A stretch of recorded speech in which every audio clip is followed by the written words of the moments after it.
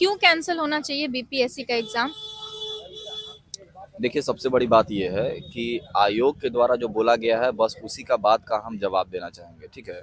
और जो भी नेतागण जो बोल रहे हैं, उनका भी। आप किसी भी अभ्यर्थी को तौल क्यों रहे हैं? आप आयोग हैं, आप संवैधानिक निकाय हैं, ठीक है? और आपके लिए एक अभ्यर्थी भी उतना ही मायने रखता है, जितना कि 4 लाख अभ्यर्थी मायने रखता है। अगर आप खुद ही स्वीकारे हैं कि बापू सभागार जो परीक्षा है, वहाँ पे धांधली हुई, ये आप स्वीकारे हैं क्योंकि सब कुछ सामने आ गया ना।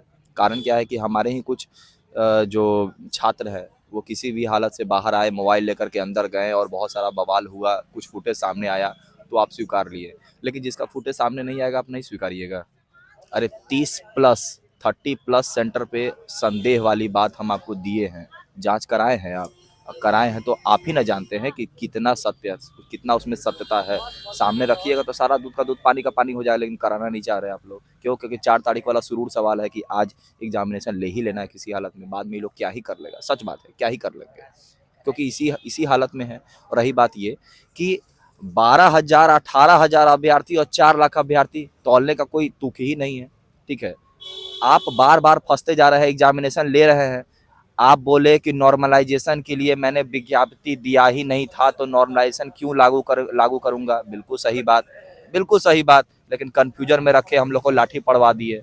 चलिए ठीक है, हम लोग की बेवकूफ़ी थी जो लाठी खा गए। अब एक बात बताइए, अब आपकी बेवकूफ़ी नहीं है। आप जब 4 तारीख का जब विज्ञापन दिए कि 4 तारीख को एग्जामिनेशन है, तो उसमें आप स्केलिंग का जिक्र किए, तो फिर आप स्केलिंग कैसे कर रहे हैं? जब आप नॉर्मलाइजेशन का जिक्र नहीं किए तो आप स्केलिंग का जिक्र किए, तो जब स्केलिंग का जिक्र किए नहीं तो आप स्केलिंग कीजिएगा कैसे? आप 4 तारीख को एग्जाम ले रहे हैं और 1 तारीख को बता रहे हैं कि स्केलिंग के माध्यम से रिजल्ट देंगे, और अभी मीडिया के माध्यम से। मीडिया की अब क्रेडिबिलिटी सामने आएगी क्या? और जब मीडिया की क्रेडिबिलिटी सामने आएगी तो सारा का सारा सबूत जब हम मीडिया के सामने रख दिए हैं, सबूत नहीं संदेह, तो मानिए ना उसको और कैंसिल कीजिए ना, मानिए उसको। और जो तथाकथित नेतागण कह रहे हैं कि वहां पे उपद्रवी तत्व बैठे हुए हैं, अगर सत्याग्रह नहीं होता, आंदोलन होता ना, तो यहाँ से ईंट का ईंट नहीं बचता। मूर्ख है हम लोग जो हाथ जोड़ करके पूरा का पूरा भारत, अरे पूरा का पूरा विश्व देखा है कि हाथ जोड़ करके गए हैं और जानवरों की तरह पीटे हो, घसीटे हो, मारे हो। अरे बहनों का चुन्नी उखाड़ करके और तब घसीट करके और हॉस्पिटल में भर्ती है, और हॉस्पिटल में भी जाकर के 20 से 22 जो थाना के लोग हैं वहां पे खड़े हैं हाउस अरेस्ट करके, और बोल रहे हैं यहाँ साइन करो, बोलो यहाँ पे कि हाँ हमारे साथ कोई धांधली नहीं हुई है, कोई करप्शन नहीं हुआ है, कोई लाठीचार्ज नहीं हुआ है, कोई ये नहीं हुआ है। अरे यहाँ का एसपी खुद मतलब बोले जा रही है कि हाँ हम लोग तो हल्का बल या बल का प्रयोग ही नहीं किए हैं, और बल्कि फुटेज पे फुटेज आ रहा है। अरे शर्म नहीं आता है? अरे कितना अपने आप को छुपाओगे? क्या क्या चाहिए? पैसा चाहिए? खुलेआम लूटो ना, लूटो खुलेआम। मूर्ख नहीं है जनता, लेकिन बरगला बरगला करके तुम यहाँ पे राज कर रहे हो। यहाँ पे सत्ता पक्ष और विपक्ष सबका यही हाल है। विपक्ष भी एक दिन आकर के हम लोग का हाल समाचार लेकर के कहाँ गुम हो गई पता नहीं, खुलेआम बोल रहे कहाँ गुम हो गई पता नहीं।